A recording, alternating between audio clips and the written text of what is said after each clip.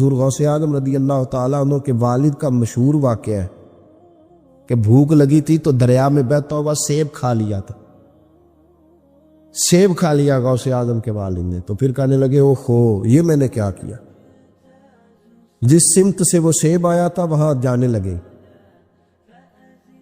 وہاں ایک باغ تھا، پیچھے جا کے ٹہنیاں جھکی ہوئی تھی، یہاں سے سیب آیا، باغ کے مالک بھی بزرگ تھے، ان سے جا کے کہا غلطی سے کھا لی جائے معافی مل جائے، انہوں نے کہا معافی اتنی جلدی نہیں ملتی، کیسے ملے گی؟ فرمایا 12 سال مالی بن کے میرے باغ کی نوکری کر، تو خدمت کرنے لگے، تو حضور غوث اعظم کے نانا جی کہتے ہیں بچہ مجھے بھا گیا، کہنے لگے حضور چلے معاف کر دیں اب، تو کہا معافی نہیں ملے گی، میری ایک بیٹی ہے آنکھوں سے اندھی ہے، آنکھوں سے اندھی، کانوں سے بہری، زبان سے گونگی اور پیروں سے لنگڑی، اس سے نکاح کر پھر معافی ملے گی، کھایا کیا؟ ایک سیب۔ تو حضور غوث اعظم رضی اللہ تعالیٰ عنہ کے والد کہنے لگے مجھے گوارا ہے آپ کر دیں نکاح، پر وعدہ کریں مجھے معاف کر دیں گے نا؟ تو کہتے ہیں نکاح ہو گیا، جب پہلے دن میں حجرہ عروسی میں داخل ہوا تو میں نے پلنگ پر کوئی معذور نہیں، جنت کی حور کی مثل عورت بیٹھی دیکھی، اور جس کا حسن بتاتا تھا کہ چہرے سے زیادہ باطن میں اللہ نے روشنی عطا فرمائی ہوئی ہے۔ فرماتے ہیں میں نے اس کے قریب جا کر تو کون ہے؟ مجھے تو کچھ اور بتایا گیا تھا۔ فرمایا تجھے بتایا گیا تھا کہ آنکھوں سے اندھی ہے، اس لیے کہ کبھی غیر محرم کا چہرہ دیکھا ہی نہیں، کانوں سے اس لیے بہری ہے کہ کبھی غلط بات سنی نہیں، کسی غلط کے پاس بیٹھی نہیں، اور زبان سے اس لیے کہ گنگی ہے کہ غلط جملہ کبھی نہیں نکلا، یا اللہ کا قرآن نکلا ہے یا محمد عربی کا درود و سلام نکلا، غلط جملہ نہیں نکلا، اور ٹانگوں سے اس لیے لنگڑی ہے، کسے اپنے باپ کے گھر کا رستہ تو آتا ہے، سوائے اس کے گلی کا اور کوئی موڑ نہیں جانتی، اس نے پاکیزگی سے وقت گزارا۔ حضور غوث اعظم کے والد کہتے ہیں میں اپنے لین دین کے معاملات سیدھے کرنے گیا تو سادات کے گھر کی حور مجھے ملی، اور جب میں اس حور سے ملا تو پھر رب نے مجھے عبد القادر جیلانی جیسا بیٹا عطا فرمایا، غوث پاک جیسا بیٹا دیا، تو گئے تو معاملات سیدھے کرنے تھے، تو اللہ نے ولایت کے امام کا باپ بنا دیا۔ تو مہربانی فرمائے اپنے معاملات میں توانائی پیدا کرے۔ کچھ لوگ ایسے ہوتے ہیں جن کا مال مثل مملکت کے ہوتا ہے، اعلیٰ حضرت رحمۃ اللہ علیہ نے پیر کے حقوق میں یہ لکھا ہے کہ اس کے مرید کا مال اسی طرح ہے جس طرح اس کا اپنا ہے، لیکن ساتھ اشارہ بھی دے دیا ہے کہ چاہیے یہی کہ وہ بھی احتیاط ہی کرے، وہ بھی احتیاط ہی کرے، پرہیز ہی کرے، کوشش کرے۔ اور آپ فرماتے ہیں چونکہ باپ کی حیثیت رکھتا ہے تو ضروری تو نہیں نا باپ بیٹے کی کمائی کھائے، کبھی کبھی بیٹے بھی باپ کی کھا ہی لیتے ہیں، اس طرف بھی توجہ کر لے، کوئی عرض نہیں، اپنے معاملات کو صحیح رکھے، لینے دینے کے معاملات کے اندر کمی نہ لائے۔ یہ چیز اگر پیدا ہو جاتی ہے نا تو آپ یقین کریں وقار ہی تو انسان کے پاس ہوتا ہے، وہ ضائع ہو جاتا ہے تو نقصان ہوتا ہے۔ تھوڑے میں وقت گزاریں، بڑی مزیدار زندگی ہوتی ہے انسان کی، یہ زندگی میں انسان کے پاس وقار اپنا ہوتا ہے، وہ زندگی بڑی حسین ہوتی ہے، بڑی مزیدار ہوتی ہے۔ ہماری مسجد میں ایک شخص آئے، کچھ دن انہوں نے وقت گزارا تو مجھے بعد میں کہنے تہاڈی مسجد میں سکون بڑا ہے، کھپ کوئی نہیں، لڑائی کوئی نہیں، کوئی کسی قسم کا میں نے وہ نہیں دیکھا۔ آپ یقین کریں یا 4 اساتذہ کام کرتے ہیں، کئی سالوں سے کرتے ہیں، ہم نے کبھی استادوں کی لڑائی بھی نہیں ہونے دی، ورنہ مدرسوں میں جھگڑے چلتے ہیں۔ تو مجھے کہنے لگے جی یہاں لڑائی کوئی نہیں، میں کہ اس واسطے کسی کو مالدار بندہ چیئرمین ہی نہیں بنایا، تو جو کہے کہ یہ کیسے ہو گیا، یہ کھانسے کیوں ہے، یہ اٹھے کیوں ہے، یہ بیٹھے کیوں ہے، یہاں اللہ نے حسن اس لیے دیا ہے کہ الحمدللہ یہ ایک کونا تو ضرور ہے لیکن اللہ نے بڑا سکون عطا فرمایا ہوا ہے۔ تو یہ اس وقت ہوتا ہے جب آپ کسی سے کچھ لیتے ہیں تو پھر آپ کو اس کے نخرے بھی برداشت کرنے پڑتے ہیں، پھر آپ کو دیکھنا بھی پڑتا ہے، اس کے آنے پہ کھڑے بھی ہونا پڑتا ہے۔ اس لیے لین دین کے معاملات کو 110% صحیح رکھیں، یہ میری وصیت نہیں آپ حضرات کو، اس کو میرا حکم سمجھیں، حکم سمجھیں اس کو، اور آپ قطعی طور پہ میری پیر بھائیوں سے گزارش ہے کہ لین دین کے معاملات کو چھوڑ دیں سارا کچھ، اللہ بڑا قریب ہے، ایک کمرے میں بھی انسان کی زندگی بیت سکتی ہے، لیکن لین دین کے معاملات میں 110% اپنے آپ کو صاف رکھیں اور اپنی وصیت کو ہمیشہ اس میں سستی نہیں کریں، لکھ کے رکھیں کہ کسی کا کیا دینا ہے، موٹے حرفوں کے ساتھ، اور 3 جگہ اس کو لکھ کے رکھیں کہ میں فلاں آدمی کا میرے پاس یہ ہے، اس کو ضرور سنبھال کے رکھیں تاکہ کسی جگہ بھی اگر اللہ تبارک و تعالیٰ فضل کرے کوئی ایسا موقع آتا ہے تو ہم صاف ستھرے ہوں۔ حضرت انس بن مالک رضی اللہ تعالیٰ عنہ فرمانے لگے کہ نبی پاک صلی اللہ علیہ وسلم نے مجھ سے فرمایا، حضور فرمانے لگے، اے میرے بیٹے انس، اگر تم سے ہو سکے تو صبح اس حال میں کرنا کہ تمہارے دل میں کسی بندے کے لیے کھوٹ نہ ہو، کسی مسلمان کے لیے بغض نہ ہو، کسی صحیح العقیدہ کے لیے کوئی عداوت نہ ہو، اس حال میں صبح کرنا۔ اور اگلے لفظ حدیث کے یہ ہیں، حضور فرمانے لگے، انس یہ میری سنت ہے، اور جس نے میری سنت سے پیار کیا گویا اسی نے مجھ سے پیار کیا ہے۔ سمجھو نا بات کو، حضور کا فرمان کیا کہہ رہا ہے؟ فرمایا انس صبح اس حال میں کرنا کہ تمہارے دل میں کسی مومن کے لیے کھوٹ نہ ہو۔ فرمایا یہ میری سنت ہے، اور جس نے میری سنت سے پیار کیا اسی نے مجھ سے پیار کیا۔ اس کا مطلب ہے خالی مسواک کرنا سنت نہیں، دل صاف کرنا بھی سنت ہے۔ خالی میٹھا ہی کھانا سنت نہیں میرے بھائی، قدورت مٹا دینا بھی سنت ہے، اور خالی یاد رکھنا امامہ باندھنا ہی سنت نہیں، دماغ میں لوگوں کے لیے اچھا سوچنا بھی سنت ہے، یہ بھی سنت۔ یاد رکھیں، اس بات کو سمجھ لیں کہ امامہ بڑا تگڑا باندھا ہو اور دھاڑی بڑی عمدہ ہو، پگڑی بڑی اونچی باندھی ہو، لیکن اگر دماغ یہ کہتا ہے کہ صرف میں ہی نیک ہوں، تو پھر ہم نے سنت رسول کو پایا نہیں، پھر ہم نے حاصل نہیں کیا کچھ، پھر ہم مقصد تک نہیں گئے۔ اگر ہم نے بیٹھ کے اپنی جماعت کے علاوہ، اپنے گروہ کے علاوہ باقی صحیح العقیدہ لوگوں کے بارے میں بڑی بڑی غلط باتیں کی، بڑے بڑے غلط نظریات ہم نے بیان کیے، تو وہ جو حضور نے فرمایا تھا نا کہ میری محبت کا ایک تقاضا یہ بھی ہے کہ میری سنت پر عمل کرو، اور میری سنت سے مراد یہ ہے کہ تمہارے دل میں کسی کے لیے کھوٹ نہیں ہونا چاہیے، کسی بندے کے لیے بغض اور عداوت نہیں ہونی چاہیے۔ اس تقاضے کو بھی آپ سمجھیں۔ 12 ربیع الاول سے پہلے انشاءاللہ، 12 ربیع الاول شریف سے پہلے، عید میلاد النبی سے پہلے انشاءاللہ، جس دن فجر کی نماز پڑھیں گے نا، آپ یقین کریں، مجھے ایک شخص یاد ہے، اس کے بیٹے کی شادی تھی، تو وہ کہتے ہیں میں سویرے سویرے نکل رہا تھا، ایک بندے سے میں نے پیسے لینے تھے، میرے قابو نہیں آتا تھا، تو صبح صبح وہ مجھے مل گیا، میرے پتر کی شادی تھی، دیسی بندے بڑے بادشاہ لوگ ہوتے، وہ کہتے ہیں مجھے وہ سویرے مل گیا، تو سلام لی اس نے، تو میں نے کہا ملتا کیوں نہیں؟ کہنے لگا باؤ جی پیسے ہی نہیں بنے تھے، میں تو لکدا پھرنا، کہنے نے میں کہ ادھر آئے سینے لگا، جو میرے پتر دا ویاہ ہے جا تینوں معاف کیتے۔ آپ میری بات کو سمجھیں، اور یار جس دن کسی کے بیٹے کی شادی ہے اس دن وہ لوگوں کو قرضے بھی معاف کر دیتا ہے، تو جس دن تیرے اور میرے نبی کا میلاد ہوتا ہے، عید میلاد والے دن بھی کھوٹ رکھتے ہو، اس دن بھی رشتہ داروں کا گلہ کرتے ہو، اس دن بھی کسی کے لیے بغض رکھتے ہو۔ فجر پڑھو اور دشمن کو فون کر کے کہو جا تجھے معاف کیا، آج رحمت للعالمین نبی کا میلاد شریف، آج رحمت للعالمین نبی کا میلاد، جا میں نے تجھے معاف کیا، جا میں نے تیرے ساتھ درگزر کیا۔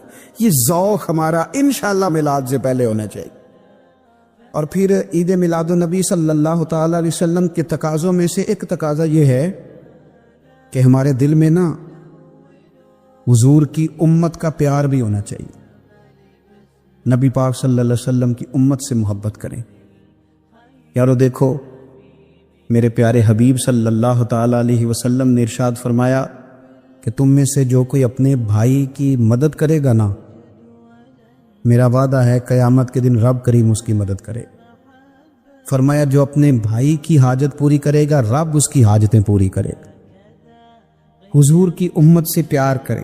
میلاد شریف آئے تو آپ دیکھیں آپ کس کے کتنا کام آ سکتے ہیں، آپ کسی شخص کو کس طرح مشکل سے نکال سکتے ہیں۔ میں بڑی ذمہ داری سے کہتا ہوں، بہت سارے لوگ ایسے ہیں ان کا جائز کام ہے اور صرف ہمارے ایک فون کر دینے سے وہ ہو جائے گا۔ بہت سارے ایسے لوگ ہیں کہ وہ بہت سارے دھکوں سے بچ جائیں گے ہماری وجہ سے، بہت ساری پریشانیوں سے وہ بچ جائیں گے ہماری وجہ سے۔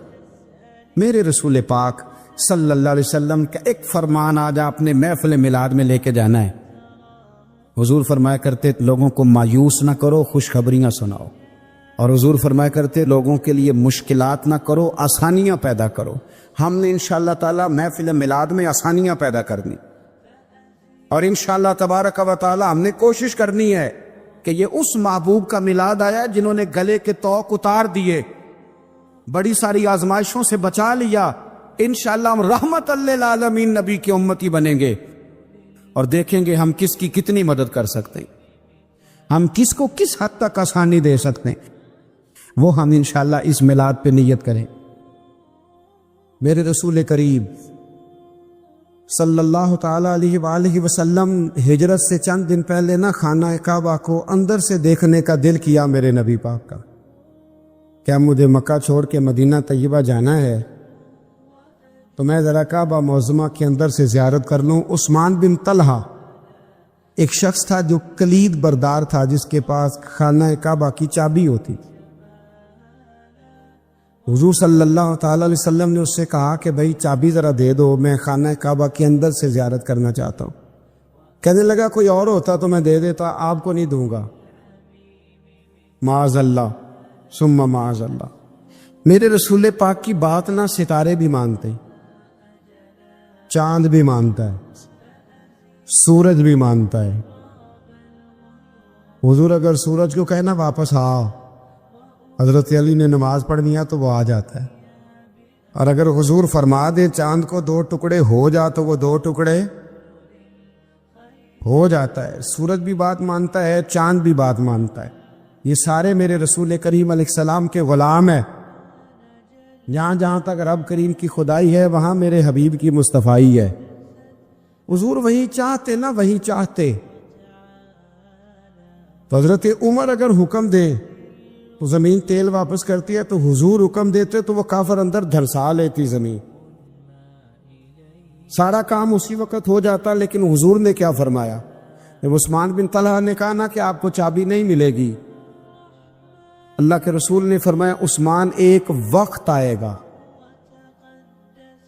جب یہ چابی تجھ سے میں لوں گا، اور جس کو میرا دل کرے گا میں اسے دوں گا۔ ایک وقت آئے گا کہ یہ میں تجھ سے لوں گا، اور پھر جس کو میرا دل چاہے گا میں اس کو وہ چابی دوں گا۔ میرے نبی کریم رؤوف رحیم سید عالم صلی اللہ علیہ وسلم نے وقت دیا۔ کتنا وقت لگا؟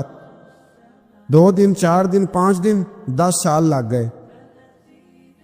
حضور نے مکہ کو فتح کیا،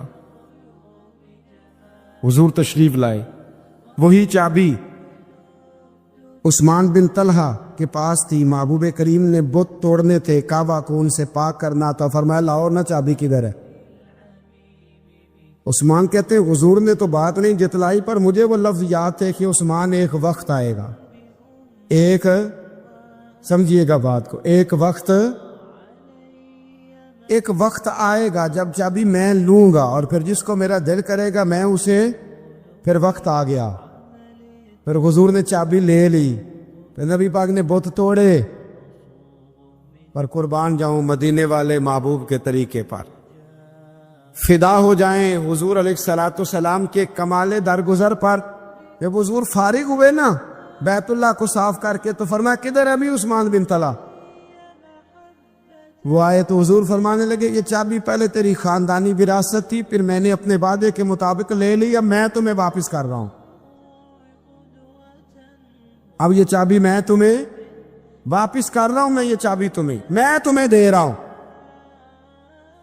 لہذا اب تیری نسل سے بھی قیامت تک کوئی نہیں لے گا، میں تمہیں یہ چابی دے رہا ہوں۔ تو بھائی وقت کا انتظار کرے۔ اور عثمان بن طلحہ کہتے ہیں میں نے حضور کا یہ کمال کرم دیکھا تو میں کلمہ ہی پڑھ گیا، میں مسلمان ہی ہو گیا۔ وقت کو دیکھیں، وقت کا انتظار کریں، آنے والا ٹائم دیکھیں۔ ہم نا ٹائم نہیں دیتے، ہمیں جلدی بڑی ہے، کاروبار ٹھیک ہو جائے تو شام کو ہو جائے، بچہ تندرست ہو جائے تو پھر شام کو ہو جائے، مخالفین ٹھیک ہو جائیں تو شام کو ہو جائیں، ہمارے سارے کام شام سے پہلے بلکہ جو ولی بننا چاہتا ہے وہ بھی کہتا ہے 1.25 گھنٹے میں بنا دو، لیٹ نہ کرو۔ کیونکہ بہت سارے تو کہتے ہیں ایک نظر کرے، میں نے کہا آپ کوئی عمل بھی کریں نا، آپ تھوڑی محنت بھی کریں نا۔ کہتے ہیں ایک نظر کریں۔ ہمارے درویش کہا کرتے تھے کہ آج کل مرید کہتے ہیں نہ نماز پڑھاؤ، نہ روزہ رکھاؤ، نہ وظیفہ کراؤ، نہ کوئی اور کام کراؤ، سانو ایویں ہی بخشاؤ۔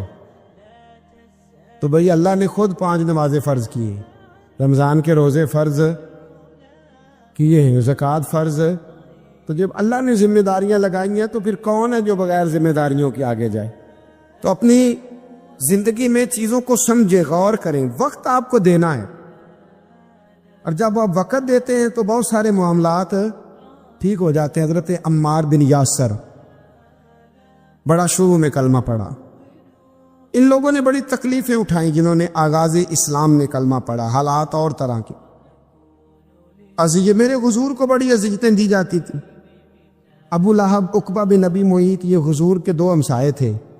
کچھ نفسیاتی تکلیفیں لوگ دیتے ہیں،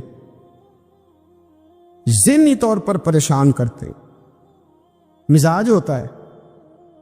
وہ دونوں کیا کرتے تھے، وہ سارا اپنے گھر کا کوڑا کرکٹ لا کے حضور کے دروازے پر پھینک جاتے۔ تو نبی کریم صلی اللہ تعالی وسلم فرماتے تھے کیا خوبصورت حق ہمسائیگی ادا کرتے ہو، کیا اچھا تم حق ہمسائیگی۔ اور دونوں طرف کے ہمسائے تکلیف دیتے، اذیت دیتے، حضور کو پریشان کرتے۔ حضرت عبداللہ ابن مبارک رحمۃ اللہ علیہ کا ہمسایہ بھی اسی طرح کرتا تھا، وہ اپنے گھر کا سارا گند کچرا اٹھا کے آپ کے گھر میں پھینک دیتا۔ 1 دن بھی پھینکا، 2 دن بھی پھینکا، 3 دن بھی پھینکا، 4 دن بھی پھینکا، 5 دن بھی پھینکا، مہینوں بیت گئے۔ ایک دن کہنے لگا میں روز کچرا پھینکتا ہوں، خود ہی کہنے لگا آپ کو تکلیف نہیں ہوتی؟ آپ فرمانے لگے میں نے ایک برتن رکھ دیا ہے، ایک جھاڑو رکھ دیا ہے، جب تو کچرا پھینکتا ہے تو میں اٹھا کے باہر پھینک آتا ہوں، اب تو بند نہ کرنا، اس لیے کہ مجھے عادت ہو گئی ہے۔ اب میں نے اپنے ٹائم میں سے نا ٹائم اس کچرے کو دینا شروع کر دیا ہے، اب تو بند نہ کرنا، اس لیے کہ مجھے اب اس بات کی عادت ہو گئی۔ اب میں روز اٹھاتا ہوں اور اٹھا کے ذرا باہر پھینک آتا ہوں، میں عادی ہو گیا ہوں تیری اذیت کا، اب میں تیری تکلیف کا۔ آپ میں سے بہت سارے لوگ شہروں کے رہنے والے ہیں، ہمارے دیہاتوں میں یہ ہوتا تھا کہ کسی بوڑھے بابے کو نا بچے چھیڑتے تھے، کبھی کبھی غلط کرتے تھے، ایسا کرنا نہیں چاہیے، لیکن بزرگ کو چھیڑتے تھے، تنگ کرتے تھے۔ کبھی وہ بچے نہ چھیڑتے تھے تو بزرگ خود کہتے تھے کہاں مر گئے آج سارے۔ اصل میں وہ پیار ہوتا تھا، وہ پیار لگ جاتا تھا، بتاتے نہیں تھے، لیکن علاقے کے بچوں کے ساتھ نا وہ غصہ ہوتا تھا، وہ چھیڑتے تھے۔ لیکن نا کئی دفعہ کوئی بندہ دشمنی کرتا ہے تو بندے کو اللہ کے قریب کر دیتا ہے، سجدے کا ذوق بڑھ جاتا ہے، عبادت کا مزاج بڑھ جاتا ہے، انسان کی طبیعت کے اندر خاص قرب آتا ہے۔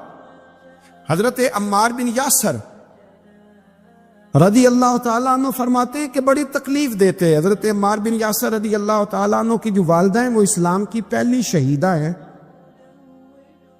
حضرت سمیہ ان کا نام تھا، اسلام کی پہلی شہیدہ۔ ان کے زیر ناف ابو جہل نے نیزہ مار کے انہیں شہید کر دیا۔ حضرت عمار بن یاسر رضی اللہ تعالیٰ عنہ فرماتے ہیں کہ میرے والد کو اتنی تکلیفیں دی گئیں کہ وہ ان اذیتوں کی وجہ سے دنیا سے پردہ کر گئے۔ حضرت عمار بن یاسر کو خود کافر اتنا مارتے تھے کہ وہ اپنے حواس کھو بیٹھتے تھے اور ایسی باتیں کرتے تھے کہ سمجھ نہیں آتی تھی کہ یہ عمار بن یاسر بول رہے ہیں۔ اتنی سخت اذیت دیتے، اتنی سخت۔ دکھ قبول محمد بخشا، راضی رہن پیارے، دکھ قبول محمد بخشا، بس راضی رہن۔ اتنی تکلیف دیتے کہ حضرت عمار بن یاسر حواس کھو بیٹھتے، تکلیف میں آتے، بڑا سہا، بڑا برداشت کیا۔ ایک دن میرے رسول پاک تشریف لائے اور حضور نے کہا او آل یاسر میں تمہیں مبارک دینے آیا ہوں، رب کریم نے تمہارے لیے جنت میں مکان بنا دیے ہیں۔ حضور نے تمہارے لیے، اللہ نے تمہارے لیے جنت میں مکانات، تمہیں مبارک ہو، تمہاری اذیتیں، تمہاری تکلیفیں، تمہارے درد، تمہاری راتیں کام آ گئیں۔ مالک نے تمہارے لیے مکانات بنا دیے ہیں، حالات ٹھیک کر دیے ہیں، طبیعتوں میں بہتری آ گئی ہے۔ میرے محبوب کریم رؤوف الرحیم سید عالم نور مجسم شفیع معظم آقا دو عالم صلی اللہ تعالی علیہ وسلم نے انہیں خوشخبری سنا دی۔ حضرت عمار کہتے ہیں پھر حالات بدلے، پھر میں نے جو مجھے اذیتیں دینے والے تھے میں نے انہیں گڑھوں میں گرتے دیکھا۔ آپ فرماتے ہیں ابو جہل کی لاش اٹھانے والا بھی بدر میں کوئی موجود نہ تھا، اور ابو لہب جو مجھے تکلیفیں دیتا تھا وہ مکے کے چوک میں مرا ہوا پڑا تھا، پر کوئی اس کے قریب جانے والا بھی موجود نہ تھا، کوئی نہیں تھا۔ آپ فرماتے ہیں وہ حالات بھی۔ حضرت عمار کا اپنا کیا حال ہوا؟ حضرت خالد بن ولید رضی اللہ تعالیٰ عنہ بڑے بہادر ہیں۔ حضور نے فرمایا یہ اللہ کی تلوار ہے، یہ اللہ کی، بڑے بہادر تھے، بڑے شیر دل تھے۔ فرماتے ہیں کبھی معذرت نہیں کرنی پڑی، کبھی جھکنا نہیں پڑا، کبھی کسی کی منت نہیں کی۔ اللہ نے طاقت اتنی عطا فرمائی تھی، ہمت، حوصلہ، صبر، استقامت اتنا دیا، کبھی کسی جگہ پشت نہیں لگی۔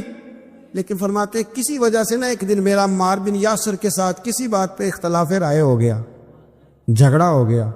توجہ ہے میری بات پر؟ فرماتے ہیں جھگڑا ہو گیا۔ ہمارا پتہ حال کیا ہے؟ ہمارا یہ حال ہوتا ہے کہ ہمارا جھگڑا ہو جائے تو خیر ہے، لیکن اگر پڑوسی کے بچے لڑ پڑے تو ہم کہتے ہیں اس کی روزی پاک نہیں، اس کی تربیت ٹھیک نہیں۔ ہمارا بھائیوں سے رٹا ہو جائے تو معاملہ اور ہے، کسی کا ہو جائے تو معاملہ اور ہے۔ میں بیمار ہو جاؤں تو آزمائش ہے، اور سامنے والا بیمار ہو جائے تو سزا ہے۔ پھر کیا ہے؟ بلکہ پنجابی کہتے ہیں کیتیاں نو پھڑیا ہے، یہی کہہ دیتے۔ اور میں بیمار ہو جاؤں تو آزمائش آگے جی اللہ کی طرف سے۔ ایسا نہ کرے۔ ہمارا فتویٰ اپنے حق میں اور ہوتا ہے، سامنے والے کے معاملے میں اور ہوتا ہے۔ حضرت عمار بن یاسر کی بات کر رہا تھا، جناب عمار بن یاسر رضی اللہ تعالی عنہ۔ حضرت عمار بن یاسر کہتے ہیں کہ حضرت خالد بن ولید کے ساتھ، جناب خالد بن ولید کہتے ہیں میری ان کے ساتھ نہ کسی بات میں اختلاف رائے ہو گیا، تو میں اب دلیر آدمی تھا، شیر آدمی تھا، کبھی جھکا نہیں تھا، کبھی کوئی معاملہ نہیں ہوا تھا، کبھی کوئی ایسی بات نہیں ہوئی تھی۔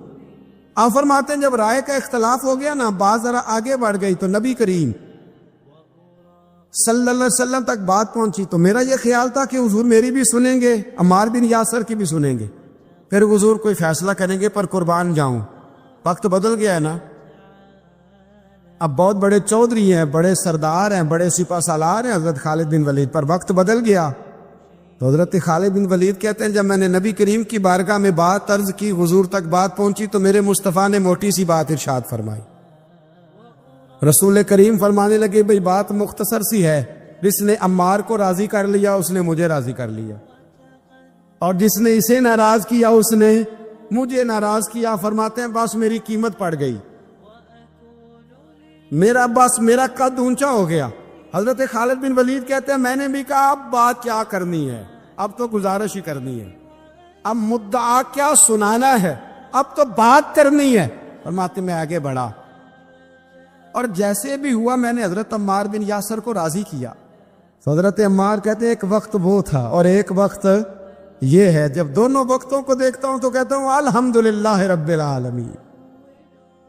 یہ ساری تعریفیں اس رب کے لیے ہیں جو تمام جہانوں کو پالنے والا ہے۔ وقت دیں معاملات کو، ٹائم دیں۔ آپ دیکھیں اللہ تبارک و تعالیٰ بڑا کریم ہے، وقت کے ساتھ جب چیزیں تبدیل ہوتی ہیں اپنے ٹائم۔ حضرت بلال حبشی رضی اللہ تعالی، بڑا مشکل نہیں، اکیلا آدمی، غریب آدمی، مکے کے سارے سرداروں کے قابو آ گیا۔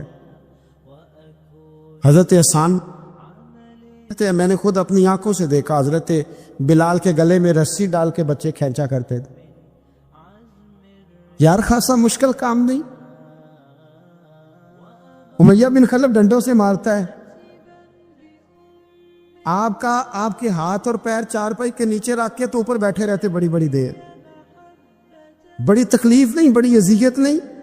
لیکن حضرت بلال حبشی فرماتے ہیں پھر میں نے وہ سارے دکھ مٹتے دیکھے، وقت بیت گیا. وہی امیہ بن خلف ایک دن گھوڑے پہ تھا, گھوڑے اپنے کو تیار کر رہا تھا, لگام ڈال رہا تھا. حضور علیہ السلام گزرے تو فرمایا کیا کر رہے ہو؟ کہنے لگے اس گھوڑے پر بیٹھ کے آپ کو شہید کروں گا. تو حضور فرمانے لگے تیاری کر لے, تجھے قتل میں نہیں کرنا ہے. پھر جنگ کے موقع پہ نا ہلکی سی خراش لگائی رسول پاک نے اسے, یا گلے پہ. تڑپتا تھا, روتا تھا, سسکتا تھا. لوگ کہتے تھے امیہ کیا ہو گیا, اتنا سیانہ بندہ یہ کیا کرتا ہے؟ تو کہنے لگا تمہیں پتہ نہیں مجھے تکلیف کتنی ہے. ضرب تو چھوٹی ہے پر تمہیں پتہ نہیں لگائی کس نے ہے تو چھوٹی, پر تمہیں خبر نہیں کہ لگائی کس نے ہے, کس نے یہ ضرب لگا دی ہے. پھر تڑپ کر سسک کر مرا. حالات بدل جاتے ہیں, حالات میں تبدیلیاں آ جاتی. ہم وقت نہیں دینا چاہتے. ہمارے اندر جو حوصلے کی کمزوری ہوتی ہے, ہمارے اندر جو وہ ایک بہت بڑا معاملہ ہوتا ہے کہ کسی بھی طریقے سے یہ معاملہ ختم ہو, کسی بھی طریقے سے شفا ہو, جلد از جلد ہم اس بات سے نکلیں, تو یہ بات ہماری درست نہیں ہے. ہمیں وقت دینا چاہیے. حضرت سیدنا عاصم بن ثابت بن قیس بخاری میں بھی موجود ہے, اور بھی بہت ساری کتب میں یہ روایت موجود ہے. حضرت عاصم بن ثابت بن قیس رضی اللہ تعالیٰ عنہ, آپ نے نا جنگ احد میں بڑی دلیری کے ساتھ آپ لڑے تھے. 2 لوگوں کو آپ نے قتل کیا تھا, مصافے اور حارث کو. ان کی والدہ سلافہ بنت سعد, سلافہ بنت سعد بڑی مالدار عورت تھی, بڑی تیز تھی. اس نے قسم کھائی تھی کہ میرے 2 بیٹے چونکہ حضرت عاصم بن ثابت نے قتل کر دیے, اس نے قسم کھائی تھی کہ میں نا معاذ اللہ انہیں قتل کراؤں گی اور ان کی گردن اترواؤں گی اور ان کی کھوپڑی میں شراب بھر کے پیوں گی. جملے بولنے والے کئی دفعہ بڑا ہی بول جاتے.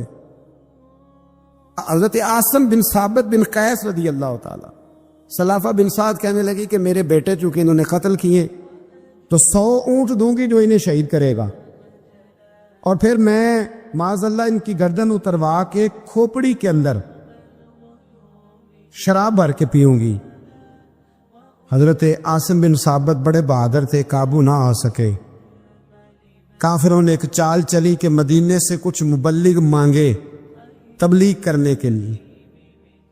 بطور مبلغ کو مانگا, لیکن رستے میں بددیانتی کی, جھوٹ بولا, ظلم کیا, انہیں گرفتار کیا, اور گرفتار کر کے معاذ اللہ تعالیٰ انہیں بیچنا چاہا. حضرت عاصم بن ثابت کہنے لگے میں میدان کا آدمی ہوں, میں قید ہونے سے لڑائی کرنے کو بہتر سمجھتا ہوں. میں کفار کا قیدی ہونے سے شہید ہونے کو فضیلت دوں گا. تلوار نکال لی, لیزے نکال لی, لڑنے لگے. اب اکیلا آدمی اور سامنے درجنوں بیسیوں لڑنے والے, سب کا رخ جب انہی کی طرف ہوا, حضرت عاصم بن ثابت بن قیس رضی اللہ تعالیٰ عنہ سمجھنے لگے اب شہید ہو جاؤں گا. تو آپ نے ایک دعا مانگی, کہنے لگے اے اللہ میرے بدن کی حفاظت کرنا, اے اللہ میرے وجود کی حفاظت کرنا. گویا میری لاش کی یہ بے حرمتی نہ کرے, اللہ حفاظت کرنا. شہید کر دیے گئے. جیسے ہی آپ شہید ہوئے تو اب وہاں تو منت یہ تھی نا معاذ اللہ کے گلا کاٹیں گے اور معاذ اللہ کھوپڑی میں شراب پیئیں گے. انہوں نے دعا کر دی, یا اللہ حفاظت کرنا. آپ سب بھی دعا کریں, یا اللہ ہماری حفاظت فرما. اے اللہ دنیا میں بھی حفاظت فرما, قبر میں بھی حفاظت فرما, حاسدوں سے, شریروں سے, مفسدوں سے. اے اللہ حفاظت کرنا, یہ دعا فرمائی. جب آپ شہید کر دیے گئے نا, لاش مبارک قریب تھی, تو کافر گردن کاٹنے کے لیے آگے بڑھے تو سینکڑوں کی تعداد میں شہد کی مکھیاں آ گئیں. انہوں نے گھیرا ڈال لیا سارے وجود کو. اب کتنی کو مکھیاں اڑائیں, 1 کو اڑاتے ہیں 10 اور آ جاتی ہیں, 2 کو اڑاتے ہیں 10 اور ان کا خیال تھا شاید وجود کاٹنے آئیں گے. وہ چلے گئے, کہنے لگے شام کو جب مکھیاں چلی جائیں گی تو دوبارہ آئیں گے. لیکن جب مکھیاں اڑی تو انہوں نے وجود کو چھوا بھی نہیں تھا. انہوں نے وجود کی حفاظت کی, دعا مانگی تھی, اے اللہ ان سے میری حفاظت فرما, مجھے ثابت قدم رکھ. مکھیوں نے وجود کو چھوا بھی نہیں. اور جب رات ہوئی تو نہ بادل تھے، نہ پانی تھا، نہ ہوا تھی، لیکن اللہ نے پانی بھیجا، بارش آئی، حضرت عاصم بن ثابت کی لاش کو بہا کے لے گئی، وجود بہا کے لے گئی۔ سویرے ڈھونڈتے رہے پر ان کا وجود کسی کو ملا، بعد مرن دے مکھڑا میرا ہو جاوے جے تازہ، پھر سمجھ لینا محبوب میرے نے آن پڑے ہے جنازہ۔ امام احمد بن حنبل رحمۃ اللہ تعالی علیہ جھیل کے کنارے، ندی کے کنارے وضو کر رہے تھے، ایک بچھو ساتھ ساتھ چل رہا تھا، وہ چلتے چلتے پانی میں گر گیا۔ امام احمد بن حنبل نے ہاتھ رکھا، بچھو کو باہر نکالا، جب باہر نکالا تو اس نے ڈانگ مارا۔ جس کی طبیعت میں ڈانگ ہوگا تو وہ ڈانگ ہی مارے گا، کے پاس ہے ہی اور کوئی نہیں تو وہ کرے کیا، وہ مجبور ہے۔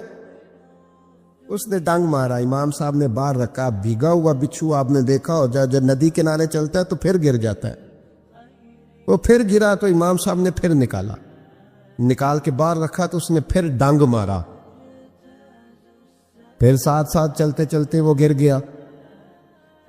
کئی دفعہ ایسے ہوا، کئی دفعہ امام صاحب نے نکالا۔ ایک شخص قریب کھڑا دیکھ رہا تھا، وہ کہنے لگا حضور بس کریں، آپ نکالتے ہیں وہ ڈنگ مارتا ہے، چھوڑ دیں۔ آپ فرمانے لگے اچھا بھائی بڑا تو عجیب مشورہ دے رہا ہے، وہ اپنی بری عادت پہ ڈٹ گیا ہے تو میں اچھی عادت ہی چھوڑ دوں؟ وہ بری نہیں چھوڑنا، ڈٹ گیا بار بار ڈنگ مارتا ہے تو میں اچھی چھوڑ دوں؟ آپ اپنی طرف دیکھیں، ہماری طرف سے کوئی کمی نہیں آنی چاہیے، سامنے والا جانے، اس کا کام جانے، وفا کا رشتہ مضبوط رکھیں، دوستی کا تعلق مضبوط۔ میاں صاحب نے کہا چنگی مندی سجنا کو لو 100 واری ہو جاتی، کتنی واری؟ پکی گل ہے نا، کتنی واری؟ میاں صاحب نے کہا ہے 100 واری، ہم تو ایک باری بھی معافی دینے کو تیار نہیں۔ چنگی مندی سجنا کو، ایسے نہیں آنے جانے والے سے نہیں، اس کے معاملے میں تو ہم خوددار ہیں نا، ہر ایک سے نہیں سنتے، وہاں تو ہم خوددار ہیں۔ سجنا کول چنگی مندی سجنا کولوں 100 واری ہو جاندی، یار یاراں دا گلا نہیں کر دے اصل پریت جناتی۔ دنیا میں وفا ختم نہیں ہوئی، پر ہم نے وفا کا رشتہ ہی نہیں بنایا، ہم نے تعلق ہی نہیں بنایا، وفا کا تعلق ہی نہیں بنایا۔ میرے شیخ سے کسی نے پوچھا تو حضور آپ ہاتھوں میں ہاتھ لے کے بیعت کرتے ہیں؟ تو آپ فرمانے لگے وہ تو ادا ہے نا، وہ سنت ہے، لیے تو ہاتھوں میں ہاتھ ہی ہوتے ہیں، لیکن فرمایا جب کسی کو سامنے بٹھاتے ہیں تو اصل بات ہی ہوتی ہے کہ ہم دلوں میں دل لے کے بیعت کر رہے ہیں، ہم دلوں کو دلوں سے باندھ رہے ہیں، اور یہ وہ رشتہ ہے جو قبر کی دیوار کے اندر جا کے بھی دوبارہ کھلتا نہیں، یہ قائم ہی رہتا ہے۔ رشتے وفا کے پیدا کریں، خلوص کے پیدا کریں، للہیت کے پیدا کریں۔ میرے نبی پاک سید عالم صلی اللہ تعالی علیہ وسلم نے اس وفا کو آگے پھیلایا ہے۔ نبی پاک سید عالم صلی اللہ تعالی علیہ وسلم نے رشتوں کی مضبوطی کا حکم دیا ہے۔ عرض کی یا رسول اللہ صلی اللہ علیہ وسلم، صحابی نے پوچھا حضور مجھے سب سے زیادہ کس صدقے کا ثواب ملے گا؟ ترغیب و ترہیب میں حدیث موجود ہے، حضور کس صدقے کا ثواب سب سے زیادہ ہے؟ تو اللہ کے رسول نے فرمایا تیرا رشتہ دار ہو، تجھ سے ناراض ہو اور ضرورت مند ہو، تجھ سے ناراض ہو ضرورت مند ہو تیرا اپنا، اس کو تو اگر صدقہ دے گا تو اللہ تجھے سب سے زیادہ اجر عطا فرمائے گا۔ رشتوں کو نبھانے کے لیے جن ضرورتوں کی ضرورت ہوتی ہے، جن حاجتوں کی، ہم جو رشتے بناتے ہیں نا، ہمارے رشتے ہیں ضرورت کے، لالچ کے۔ جب تک لالچ پورا ہوتا ہے رشتہ ہوتا ہے، حالانکہ رشتے ضرورت کے نہیں ہونے چاہیے، رشتے عقیدت کے ہونے چاہیے، رشتے محبت کے ہونے چاہیے۔ اور روحانی زندگی میں اگر کوئی رشتہ لالچ کا ہو تو وہ تو 2 قدم نہیں چلتا، ٹوٹ جاتا ہے۔ عقیدت اور محبت اور احترام کا جو رشتہ ہوتا ہے وہ مضبوط ہوتا ہے، وہ ہمیشہ چلتا ہے، اس کے اندر پختگی ہوتی ہے۔ وفا اس رشتے کے اندر آتی ہے جس رشتے کے اندر کوئی لالچ۔ ہمارے زمانے کے اندر یہ شور ہو گیا ہے کہ کام پیارا ہے چام نہیں پیارا، اس شور نے رشتوں میں کمزوری ڈال دیا، دراڑیں پیدا کرتی۔ ہم لوگوں کو پیار ہو گیا ہے سامنے والا کتنا، اور جب تک ہمارے کام کا کوئی شخص رہتا ہے تب تک ہمارا تعلق بھی رہتا ہے۔ اور جب وہ ہمارے کام کا نہیں ہوتا تب تک ہمارا اس کے ساتھ تعلق ٹوٹ جاتا ہے۔ یاد رکھیے میرے بھائی، جب رشتے کی یہ بنیاد ہو نا، پھر اس میں وفا نہیں ہوتی، پھر اس میں وفا، آپ کہتے ہیں سامنے والا وفا نہیں کر رہا، تو بھائی وفا کی بنیاد ہی نہیں تھی یہ رشتہ، یہ بنیاد نہیں تھا وفا کی، وفا کی بنیاد نہیں۔ اللہ تبارک و تعالیٰ نے قرآن مجید میں صحابہ کی دو قسمیں بیان کی اور فرمایا دونوں کے ساتھ میرا وعدہ ہے کہ میں دونوں کے ساتھ اچھا سلوک کروں گا۔ یہ سارے ستارے ہیں، پر قسمیں دو ہیں، قسمیں دو، قبل الفتح اور بعد الفتح۔ ایک قسم وہ ہے جو فتح مکہ سے پہلے کلمہ پڑھ کے مسلمان ہوئی، ان لوگوں کی درجہ اللہ کی بارگاہ میں زیادہ ہے۔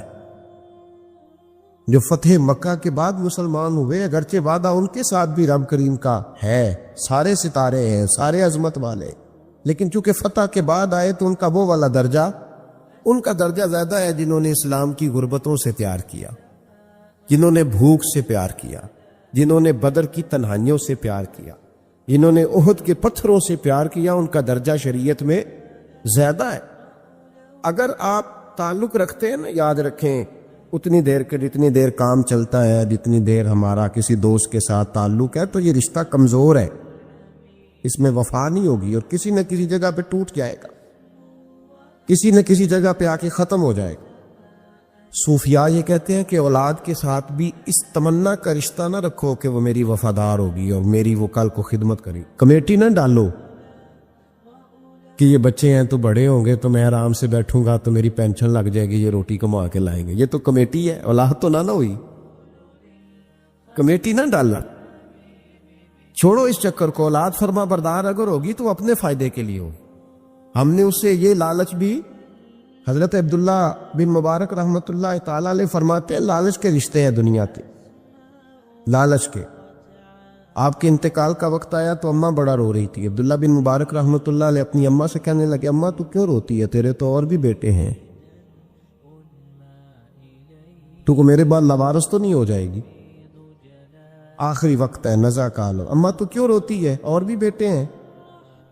اماں کہنے لگی بیٹا اور بھی بیٹے ہیں، پر جس طرح کا دھیان تو رکھتا تھا وہ نہیں رکھتے، جس طرح وقت پہ دوائی تو لا کے دیتا تھا وہ نہیں لا کے دیتی، جس طرح تو میرے کھانے پینے کا خیال رکھتا تھا وہ۔ کہنے لگی اچھا اماں، اس کا مطلب ہے تو مجھے نہیں رو رہی، تو اپنی ضرورتوں کو رو رہی ہے کہ روٹی کون دے گا، کھانا کون لائے گا، دوائی، میں سمجھا تھا شاید مجھے رو رہی ہے۔ بیوی سے پوچھا تو کیوں رو رہی ہے، تو کہنے لگی تیری وجہ سے میری بادشاہی تھی، تو موجود ہے تو خاندان میں، معاشرے میں میرا ایک وقار ہے، تیرے بعد تو بیوہ کی زندگی ہوگی۔ آپ فرمانے لگے اوہو، میں سمجھا تھا شاید مجھے رو رہی ہے، تو اپنے وقار کو رو رہی ہے۔ بیٹوں اور بیٹیوں سے پوچھا تمہاری آنکھوں میں کیوں آنسو چھلکتے؟ کہنے لگے ابا، جس پیار سے باپ شادی کرتا ہے دوسرا کوئی نہیں کر سکتا، اور جس محبت سے باپ لا کے کما کے دیتا ہے دوسرا کوئی نہیں دے سکتا۔ فرمانے لگے اوہو، میں سمجھا تھا مجھے رو رہے ہو، تم تو شادیوں کو رو رہے، میرے ساتھ تو تعلق ہی نہیں۔ پھر عبداللہ بن مبارک رونے لگے، اب پھوٹ کے روئے۔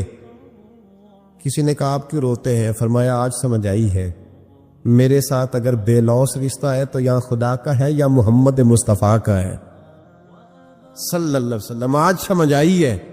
وہ میں نے جن کے ساتھ تعلق مضبوط کیا ہی نہیں، کبھی فجر چھوڑی، کبھی زور چھوڑی، کبھی ایک رہ گیا، کبھی وہ رہ گیا، کبھی داڑھی کا پروگرام بنا، کبھی رہ گیا، جن کے ساتھ میں کمزور تھا وہ میرے ساتھ مضبوط تھے، اور جن کے ساتھ میں مضبوط تھا ان کا میرے ساتھ کیا حال تھا۔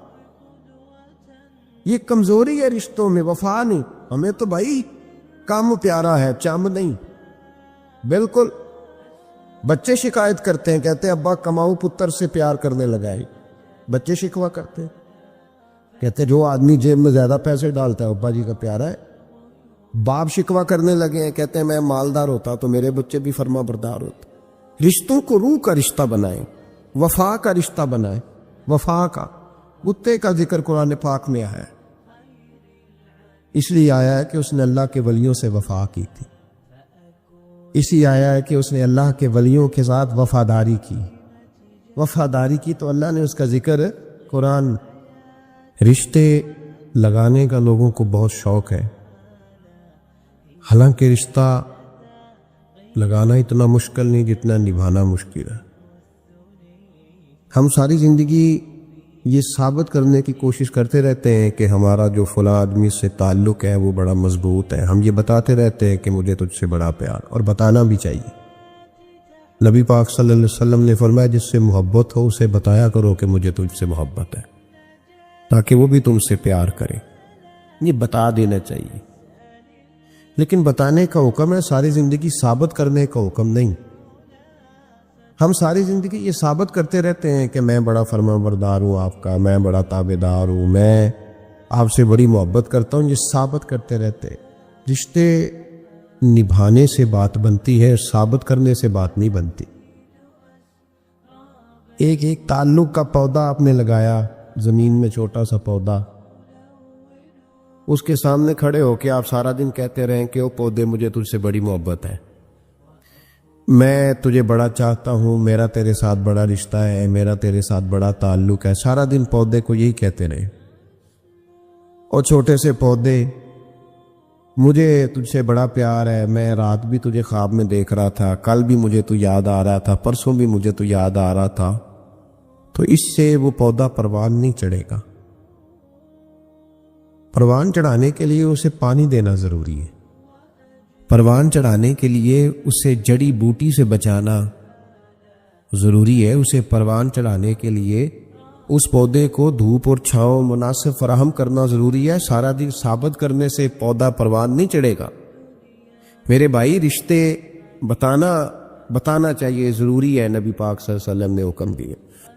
ہم سارا دن ثابت کرتے رہتے ہیں، لیکن رشتے پروان چڑھانے کے لیے جس پانی کی ضرورت ہوتی ہے، جس دھوپ چھاؤں کی ضرورت ہوتی ہے، رشتوں کے بیچ جو جڑی بوٹی آ رہی ہوتی ہے اسے کاٹنے کی جو ضرورت ہوتی ہے، وہ کام ہم کرتے نہیں۔ ثابت کرنے سے رشتے مضبوط نہیں ہوتے، چاہے روزانہ آپ ملاقات کر کے ثابت کریں کہ مجھے پیار بہت زیادہ ہے، رشتے عمل کرنے سے مضبوط ہوتے ہیں۔ بھائی یاد رکھو، رشتہ جو وفا کا ہوتا ہے نا، اس کا بڑا رنگ ہوتا ہے، اس کا بڑا انداز ہوتا ہے، اس کے بڑے طریقے ہوتے ہیں۔ اگر حضرت حلیمہ غربتوں کے عالم میں میرے مصطفیٰ کو لے کے گئی تھی نا، تو معصوم آمنہ نے بھی تو سبق بڑا نرالا دیا نا امت کو۔ حضرت حلیمہ جب لے کے گئی تھیں تو تب تو 3 لوگ تھے نا، کوئی دیکھنے والا نہیں تھا، 3-4 لوگوں میں لے کے گئی تھیں۔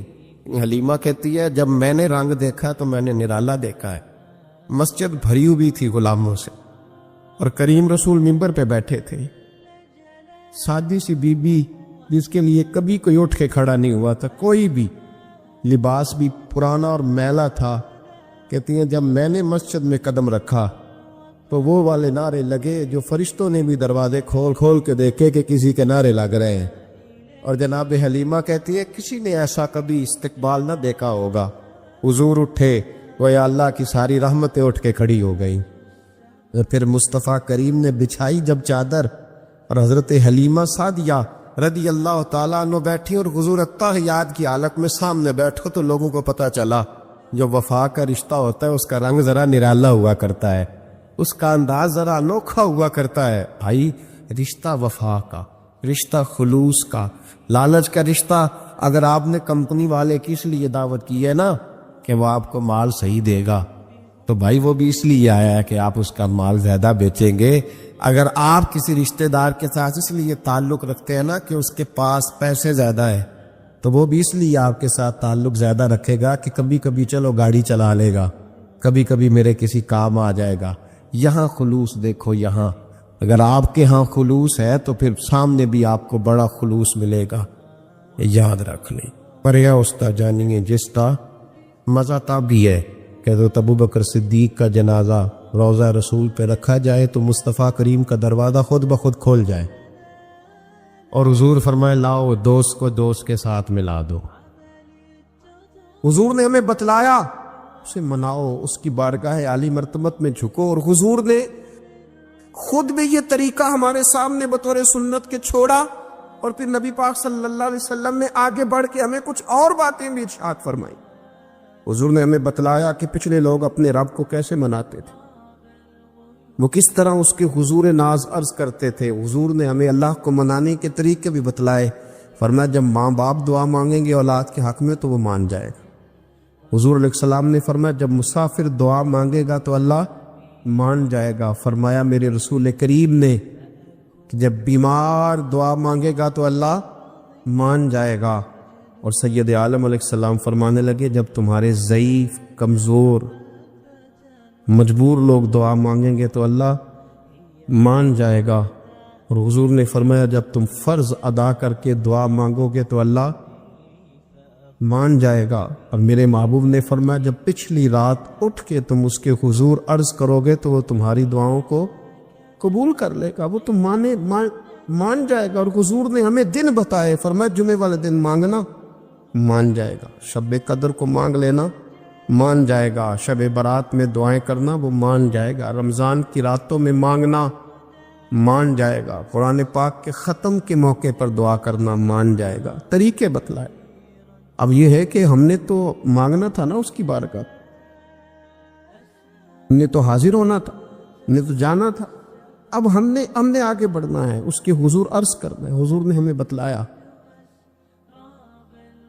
کہ مومن متقی ہوتا ہے نا، پرہیزگار ہوتا ہے، تو اس نے کچھ نیکیاں بھی کی ہوتی ہیں، جس طرح اسے اپنے گناہوں کا پتہ ہوتا ہے نا، تو اسے پتہ ہوتا ہے کہ نہیں یار فلاں کام میں نے فقط اللہ کی رضا کے لیے کیا ہوا ہے اور میرا اور میرے رب کا راز ہے۔ فرمایا جب تم بڑے الجھ جاؤ نا، جب تم بڑی آزمائش میں آ جاؤ اور جب تم سمجھ لو کہ اب میں بڑی تکلیف میں آ گیا ہوں، تو پھر ایک طریقہ حضور نے ہمیں اور بھی بتلایا مانگنے کا، ایک اور طریقہ بھی بتلایا، اور وہ روایت صحیح مسلم میں موجود ہے۔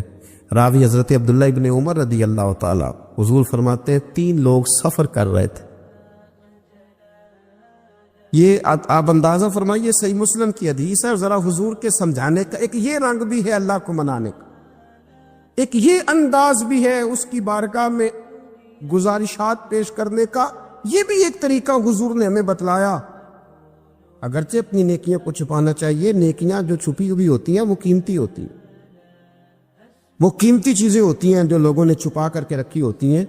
حضرت عبداللہ ابن عمر فرمانے لگے کہ نبی پاک صلی اللہ علیہ وسلم فرماتے ہیں 3 لوگ سفر کر رہے تھے، رستے میں طوفان آ گیا، تیز بارش شروع ہو گئی، تو حضور فرماتے ہیں وہ تینوں بارش سے بچنے کے لیے ایک غار میں چھپ گئے۔ ان کو پتہ ہے پرانے زمانے کے اندر غاریں ہوتی تھیں، اور لوگ جب سفر کرتے تھے لمبے تو پتھروں اور پہاڑوں کے بیچ میں سے سفر کرتے تھے۔ وہ غار کے اندر چلے گئے، اب چونکہ طوفان بہت زیادہ تھا، جب وہ غار کے اندر چلے گئے تو اللہ کے پیارے حبیب صلی اللہ علیہ وسلم فرماتے ہیں ایک پتھر اوپر سے لڑکتا ہوا آیا اور غار کے منہ کے آگے آ کے اس نے غار کو بند کر دیا۔ اب اتنا تیز اور اس مضبوطی کے ساتھ وہ پتھر لگا اور اتنا صحیح فٹ ہوا کہ اندر روشنی آنی بھی ختم ہو گئی۔ اب 3 لوگ ہیں، تھوڑی دیر تو وہ پریشان رہے کہ شاید اب کبھی بچ نہیں سکیں گے، شاید چاروں جانب اندھیرا ہی ہے اور اندھیرا ہی رہے گا، شاید یہاں سے نکلنے کے لیے اب ہمیں کوئی رستہ میسر نہیں آئے گا۔ وہ پہلے تو پریشان ہوئے، پھر کہنے لگے یار اس طرح کرو، ذرا غور کیجئے گا میری بات پہ۔ فرمایا اس طرح کرو، اگر کوئی زندگی میں نیکی کی ہے نا تو ذرا اس نیکی کو یاد تو کرو، اور یاد کر کے اس مالک کے حضور عرض تو کرو، وہ کریم ہے، کوئی آنکھو شاید من جاوے تے گل کم تتڑی دا بن جاوے، عرض تو کرو۔ تو ان میں سے یہ آپ اندازہ فرمائیے، یہ بات بیان کر رہا ہے، یہ مدینے والے رسول بیان کر رہے ہیں، یہ نبی پاک علیہ السلام نے بیان فرمایا، یہ وہ کہانی ہے جو ہمیں ہمارے نبی پاک نے سنائی، رسول کریم علیہ السلام نے ہمیں بتلائی، یہ داستان محبت۔ حضور فرمانے لگے ایک نے ان میں سے ہاتھ اٹھائے اور اس نے انداز کیا چھیڑا، عرض کرنے لگا اللہ تو جانتا ہے نا میں نے بکریاں رکھی ہیں، میں غریب ہوں، مزدور ہوں، اور مالک تو یہ بھی جانتا ہے کہ میرے بچے بھی ہیں، بیوی بھی ہے، اور میں جب بھی گھر لوٹا ہوں تو دودھ میں نے بچوں اور بیوی کو پہلے نہیں دیا، بوڑھے ماں باپ کو پہلے دیا۔ اللہ میں نے ان کے ساتھ ہمیشہ کرم کے بازو کھول کر معاملہ کیا، وہ غار میں تنہا بیٹھے ہیں اور اپنے مالک کو منا رہے ہیں۔ عرض کرتے ہیں اللہ تجھے یاد ہے نا ایک رات جب میں بڑی دیر سے لوٹا تھا، لکڑیاں کاٹتے، درخت تلاش کرتے، مجھے دیر ہو گئی، میں دیر سے لوٹا تھا، نیت یہ کر رکھی تھی کہ دودھ سب سے پہلے ماں باپ کو پلاؤں گا۔ مالک جب میں لوٹا تو وہ بوڑھے تھک کر کے سو گئے تھے۔ میری بیوی نے مجھے کہا کہ بچوں کو پلا دو، وہ سو گئے، تو میں نے کہا نہیں، میرے ذمے ہے ان بوڑھوں کے دل کو ٹھنڈا کرنا، ان سے پیار کرنا۔ اللہ بیوی مانگتی رہی، بچے طلب کرتے رہے، میری ٹانگوں میں گھومتے رہے، بار بار آتے رہے، پر میں نے دودھ نہیں پلایا۔ اے مالک، فجر ہو گئی، آفتاب طلوع ہونے کا وقت آ گیا، پر میں نے ماں باپ کے بیدار ہونے کا انتظار کیا۔ اے اللہ، وہ جب اٹھے تو ان کی آنکھوں میں جو میرے لیے دعا تھی اور ان کے سینوں میں جو میرے لیے کرم تھا، اگر تیری بارگاہ میں وہ نیکی قبول ہے تو مالک پھر رحم فرما، نہ اس مشکل سے آسانی عطا فرما۔ سنو سنو، رسول کریم صلی اللہ علیہ وسلم فرماتے ہیں کہ اس بندے کی دعا مکمل ہوئی تو پتھر تھوڑا سا سرک گیا، اور اتنا سرکا کہ آسمان نظر آنے لگا۔ جس نے ماں باپ کو منایا ہے، ان سے پیار کیا ہے، پھر یہی بات وسیلہ بن جائے گی رب کے ماننے کا، پھر یہ وسیلہ بنے گی، اللہ اس سے مان جائے گا۔ پھر رسول کریم صلی اللہ علیہ وسلم فرمانے لگے، دوسرا بولا اور عرض کرنے لگا کہ اے اللہ، تو جانتا ہے مجھے اپنے چچا کی بیٹی بھانے لگی تھی، میں اس کی طرف رغبت کرنے لگا تھا، اور میں نے جب اس سے جا کے ارادہ کیا کہ میں تیرا طالب ہوں، تو اس نے مجھے کہا کہ پہلے 100 دینار لاؤ بانا، تو اللہ میں نے مشقت کر کے 100 دینار جمع کیے، اور جب میں پوری طرح اس پر حاوی ہو گیا، وہ میرے قبضے میں آ گئی اور گناہ کا میں نے ارادہ کر لیا، تو اس عورت کے منہ سے ایک جملہ نکلا کہ اللہ سے ڈر۔ اے مالک، وہ میرے قبضے میں تھی، اے اللہ، میں گناہ پر قادر تھا، میں چاہتا تو گناہ کر لیتا، لیکن جب اس نے تیرا نام لے کے کہا نا کہ اللہ سے ڈر، اللہ میں ڈر گیا، میں اسے چھوڑ کے آ گیا۔ اگر تجھے یہ بات پسند ہے تو پھر نکال دینا اس مشکل سے، پھر کر دینا کرم۔ اللہ، میری بھی تو چڑھتی جوانی تھی نا، میں بھی تو سب کچھ کر سکتا تھا، پر تیرے لیے، تیری خاطر میں لذت گناہ سے باز رہا، تو اللہ تو رحمت فرما دے۔ حضور فرماتے ہیں اس کی دعا مکمل ہوئی تھی کہ پتھر تھوڑا اور سرک گیا۔ پھر تیسرا بولا اور اس نے بول کے کہا، اے اللہ، ایک مزدور کو، ایک دیہڑی دار کو، ایک غریب کو میں نے کام پہ رکھا ہوا تھا، یہ تیرا اور میرا راز ہے اللہ۔ وہ مزدور، وہ دیہڑی دار میرے پاس کام پہ لگا تھا، کچھ چاول میں نے اس کی اجرت مقرر کر دی کہ تو کام مکمل کرے گا تو میں تجھے دوں گا، اور جب اجرت لینے کا وقت آیا تو وہ بگڑ کر ناراض ہو کر چلا گیا، میں اسے ڈھونڈتا رہا، وہ مجھے ملا نہیں، میں نے اس کے چاولوں کی قیمت کاروبار میں انویسٹ کر دی، اس کا تھوڑا سا سرمایہ، پر میں نے کھایا نہیں۔ پھر وہ اس سے میں کاروبار کرتا رہا، اور اتنا کاروبار کیا کہ بہت ساری گائیں اور ان کے چرواہے تیار ہو گئے، وہ سالوں کے بعد لوٹا، میں نے اس غریب کا مال کھایا نہیں بلکہ بڑھایا، محفوظ کر کے رکھا۔ وہ سالوں کے بعد لوٹا اور کہنے لگا میرا مال، تو میں نے کہا وہ ساری گائیں تیری ہیں، وہ چرواہا تیرا ہے، یہ سارا کچھ تیرا ہے۔ وہ کہنے لگا تو مجھ سے مذاق کرتا ہے، میں غریب کہاں اور گاؤں اتنی بڑی گائیں کہاں، تو مذاق کرتا ہے؟ تو میں نے کہا مذاق نہیں، میں نے اپنے رب سے ڈر کے تیرے مال کی حفاظت کی، یہ تیرا ہے۔ اے اللہ، میں کھا بھی تو سکتا تھا نا، پر تجھ سے ڈر کر میں نے وہ سارا محفوظ رکھا۔ اللہ، اگر تجھے میری یہ ادا پسند ہے تو پھر آج مان جانا، آج راضی ہو جا۔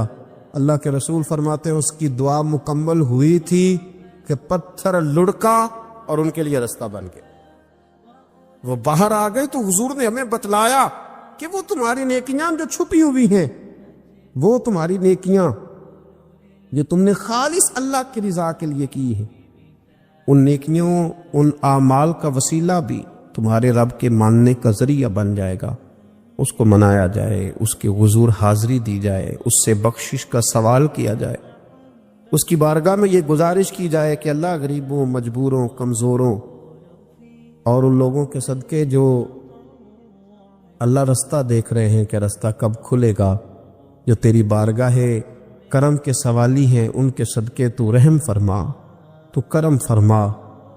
تو میرے عزیز، ایک اور بات جو اللہ کو منانے کے لیے ہمیں ہمارے پیارے رسول صلی اللہ تعالی علیہ وسلم نے بتلائی کہ جب انسان بہت زیادہ عاجزی کرتا ہے نا، بہت زیادہ عاجزی، تو پھر بھی اللہ مان جاتا ہے۔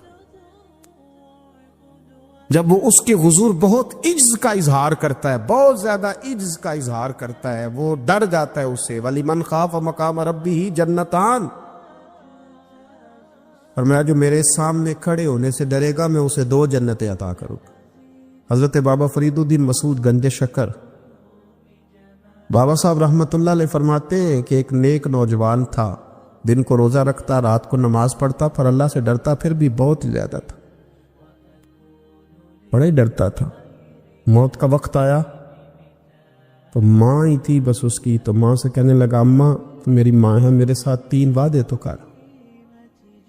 اس نے کہا، پتر تو بتا، آخری ہجکی لے رہا ہے اور اس غریبنی ماں سے تو وعدہ لے رہا ہے، بتا کیا وعدہ ہے؟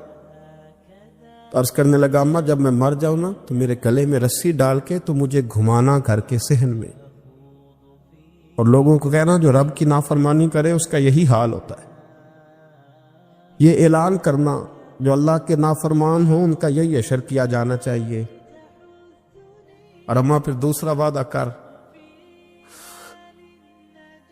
میرا رات کو جنازہ اٹھایا جائے، میں نہیں چاہتا کہ کسی کے منہ سے یہ لفظ نکل جائیں کہ وہ دیکھو اللہ کا نافرمان جا رہا، رات کو میرا جنازہ اٹھانا۔ اور اماں تیسرا میرے ساتھ وعدہ کر کہ لوگ مجھے دفن کر کے آ جائیں گے تو میری قبر پہ چلی جائے گی، عمل میرے پاس کوئی نہیں، پر مجھے لگتا ہے ماں کے قدموں کی برکت سے عرش کا مالک بھی رحم فرمائے گا۔ اماں تو وعدہ کر کہ میرے ساتھ وعدہ کر۔ بابا صاحب رحمۃ اللہ علیہ فرمانے لگے کہ ماں، بوڑھی ماں نے وعدہ کر لیا، کہا بیٹے ٹھیک ہے، اگر تیری یہی ضد ہے تو میں تیار ہوں۔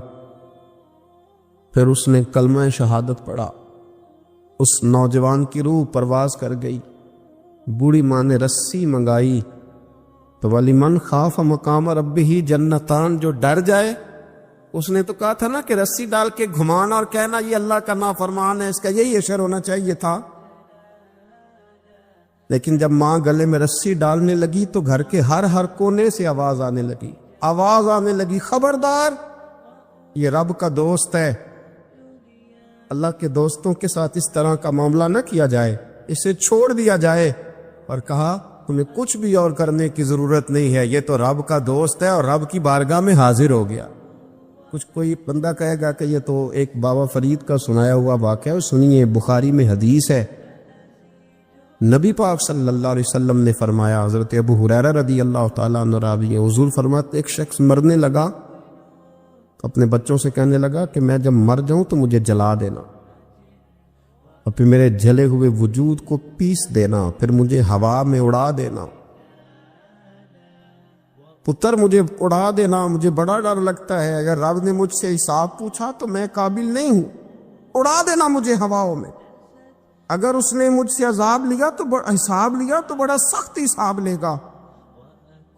حضور فرماتے ہیں، بخاری میں موجود ہے، اس کے بچوں نے اسی طرح کیا، اس کے مرنے کے بعد اسے جلایا، ہوا میں اڑا دیا۔ اللہ کے محبوب فرماتے ہیں، رب کریم نے حکم دیا زمین کو کہ اس کے ذرات کو جمع کرو، زمین نے ذرے جمع کیے، خدا نے حکم دیا تو اس کا وجود پھر سے اسی شکل میں آیا۔ تو رب کریم نے فرمایا یہ جو تو نے وصیت کی تو کیوں کی؟ اللہ جانتا ہے کہ نہیں جانتا؟ یہ کی تو کیوں کی؟ تو وہ پڑا، کہنے لگا اللہ میرے اندر تو طاقت نہیں تھی تیرے سامنے کھڑا ہو کے حساب دے سکوں، تجھے منانے کے لیے تیرے خوف سے ڈر گیا، میں ڈر گیا۔ اگرچہ ہمارے بزرگوں نے لکھا ہے کہ آج یہ وصیت کرنا، اس رنگ میں یہ طرز اختیار کرنا درست نہیں، لیکن آپ غور فرمائیے کہ نبی پاک علیہ السلام فرماتے ہیں جب اس نے کہا نا اللہ تو اس سے ڈر کے یہ کیا، تو رب کریم نے فرمایا جا پھر میں نے تیری مغفرت کر دی، کیونکہ اللہ کو پتا تھا یہ دل سے بات کر رہا ہے۔ ایک چوتھی بات میرے رسول پاک علیہ السلام نے فرمایا کہ جب رب نہ مانے تو پھر وہ کمزوروں کے صدقے مان جاتا ہے، پھر وہ ضعیفوں کے صدقے مان جاتا ہے۔ فرمایا اللہ تم سے بارشیں روکنا چاہتا ہے، پر تمہارے ضعیفوں، کمزوروں، غریبوں کے صدقے، مجبوروں کے صدقے وہ تم پر بارشیں برساتا ہے۔ حضور فرماتے ہیں رباش غازہ اغبر اللہ اقسم علی اللہ لا برا، کچھ ایسے لوگ ہوتے ہیں کہ ان کے بالوں میں خاک پڑی ہوتی ہے، چہروں پہ مٹی الجھے ہوئے ہوتے ہیں، لیکن اگر وہ اللہ پہ قسم کھا لیں تو اللہ ان کی قسم بھی پوری کر دیتا، قسم بھی۔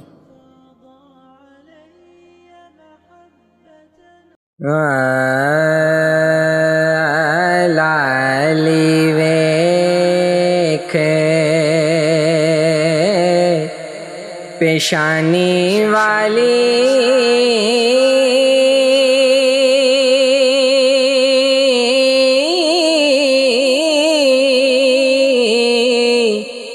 داغ لگے گل لالے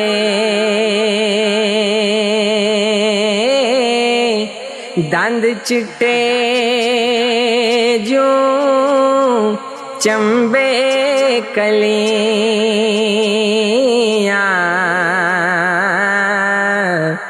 موتی کرے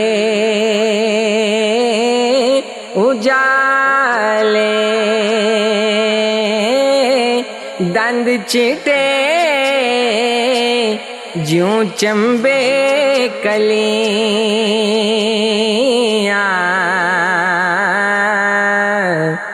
موتی کرے اجالے صاحب حسین جمال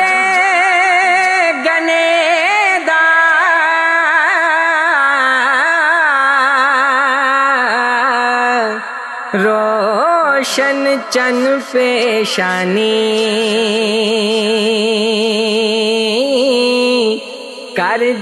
کردارات ہنیری تائیں وانگ شمع نورانی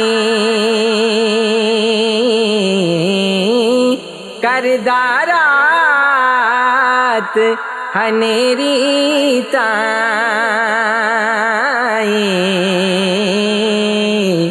وانگ شمع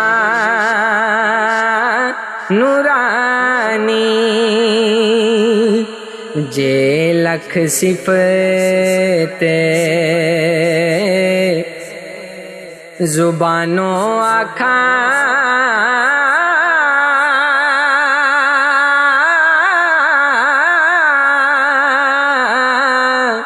مول نہ ہندی پوری پھل گلاب بہاری وانگوں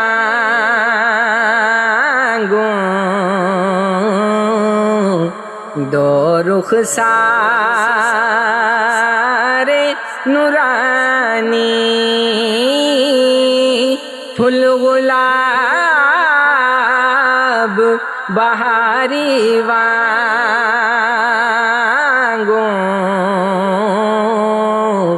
دو رخسار نورانی قد مبارک آہا میں آنا نہ لمبا نہ چھوٹا نازک بدن رنگیلا جسا بے انداز نہ موٹا نازک بدن رنگیلا جوسا بے انداز راز نہ موٹا بدن مبارک وانگر چٹا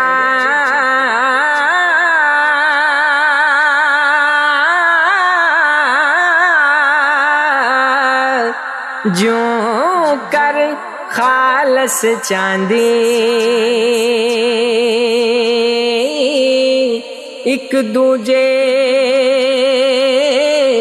ایک دوجے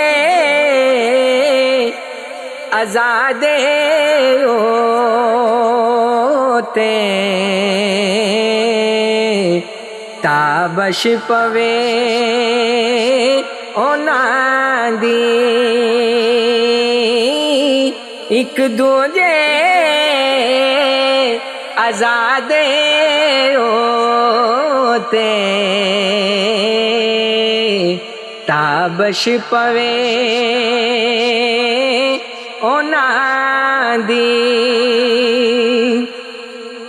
او ادنا دے حرم سرا وچ